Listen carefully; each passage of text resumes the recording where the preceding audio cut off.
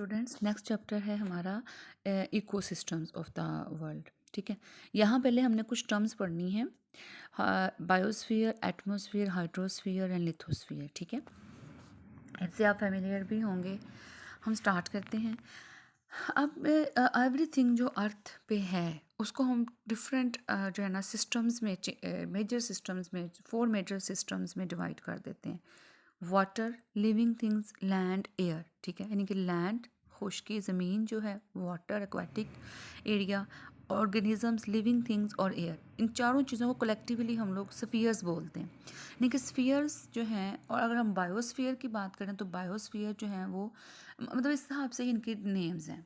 ठीक है ना, जैसे आप कह लें कि ये आपके सामने लिथोस्फीयर लैंड को हम लोग कह रहे हैं। ठीक है, हाइड्रोस्फीयर वाटर को कह रहे हैं, बायोस्फीयर लिविंग थिंग्स को कह रहे हैं और एटमॉस्फेयर एयर को कह रहे हैं।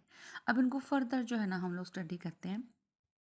Lithosphere, it is the part of the earth that contains land.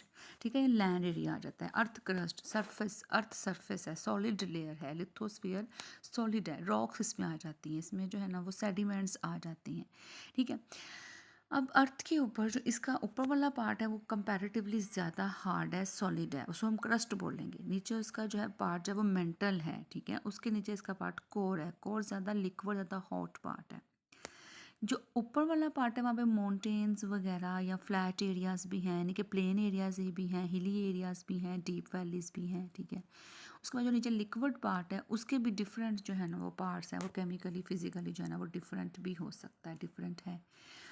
अर्थ जो है, सॉइल जो है, इसके नीचे आप मैं बता रही हूँ कि अपर लेयर्स को हम लोग जो है वो क्रस्ट, मेंटल, उसके ऊपर वाले लेयर को हम क्रस्ट कह रहे हैं, फिर मेंटल है, फिर नीचे जो है इसका इनर मोस्ट पार्ट जो है ना वो कोर है। इन तीनों पार्ट्स की डिफरेंट डिफरेंट कंपोजिशन है। ठीक है, तो सबसे ऊपर वाला लिथोस्फेयर का पार्ट है, उसमें न्यूट्रिएंट्स ज़्यादा होते हैं, ऑक्सीजन कंटेंट ज़्यादा होता है, केमिकल कंपोजिशन भी जो है ना डिफरेंट होती है, उसमें सिलिकॉन का लेवल ज़्यादा होता है। ठीक है, उसके नीचे जो लेयर है वो थोड़ी सी थिन है और उसमें जो है वो ऑक्सीजन भी है, सिलिकॉन भी है।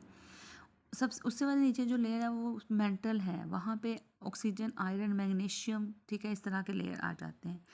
इस तरह हम नीचे जाते जाएंगे तो देर is more nickel and iron. So all of this layers जो हैं they are different in their physical as well as their chemical structure. ठीक है, लिथोस्फीयर जो है यहाँ पे रॉक्स पाई जाती हैं। यहाँ पे आपने मेन जो है वो डिस्कस जो है वो रॉक्स का करना है। Rocks are of sedimentary rocks, ठीक है, मेटामॉर्फिक रॉक्स, ये सारी रॉक्स जो है वो लिथोस्फीयर में पाई जाती हैं। सॉलिड कंपोनेंट है अर्थ क्रस्ट का। हाइड्रोस्फीयर जो है it is the aquatic component, water, hydro mean water. ठीक है, अब ये दोनों तरफ जो है, ठीक है, it is ranges in to 10 to 20 kilometre is in thickness. ठीक है, हाइड्रोस्फीयर में जो है ये इसका जो वाटर है इसको हम हाइड्रोस्फीयर जो है इसको हम दो मेन कैटेगरीज में डिवाइड कर देते हैं। एक आ जाता है फ्रेश वाटर और एक आ जाता है मेरीन वाटर। फ्रेश वाटर में तमाम वो वाटर आ जाएगा जो कि जिसमें सॉल्ट कम होते हैं, लेक्स, पॉन्ड, स्ट्रीम्स, ये सारे जो है ना वो फ्रेश वाटर में आ जाएंगे। लेकिन इसके अलावा मेन एक डिवीजन जो है वो हाइड्रोस्फीयर की वो मेरीन वाटर है, ओशंस। ठीक है, समंदर, यहाँ पे सॉल्ट कंसंट्रेशन ज़्यादा होती है। ठीक है, अब ये जो large collection of salty waters हैं इनको हम लोग ओशंस कह रहे हैं। ठीक है, अच्छा, वाटर जो है उसका भी जो है पोल्स के पास जो वाटर होता है, अगर हम लोग जो एक अर्थ को जो डिफरेंट हमने पार्ट्स में डिवाइड किया हुआ है, तो पोल्स का वाटर ज़्यादा कोल्ड होता है। Near the equator water very warm है। लेकिन वाटर कंडीशंस भी टेम्परेचर, क्लाइमेटिक कंडीशंस पे जो है वो डिपेंड करती हैं, डिफरेंट एरिया के डिफरेंट में कैसे हैं।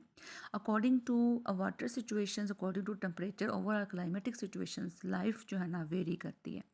तो हाइड्रोस्फीयर जो है एक मेन डिवीज़न है स्फीयर्स में से जो बहुत ज़्यादा लाइफ को सपोर्ट कर रही है, बल्कि अर्थ का ज़्यादातर पार्ट जो है वो वाटर बॉडीज़ पे मुश्तमिल है। वाटर हमारे हाइड्रोलॉजिकल साइकिल का इम्पोर्टेंट पार्ट है। वाटर जो है वो लिविंग थिंग्स के लिए बहुत इम्पोर्टेंट है। Every chemical reactions occur in water. So water जो है ये लाइफ को सपोर्ट करता है।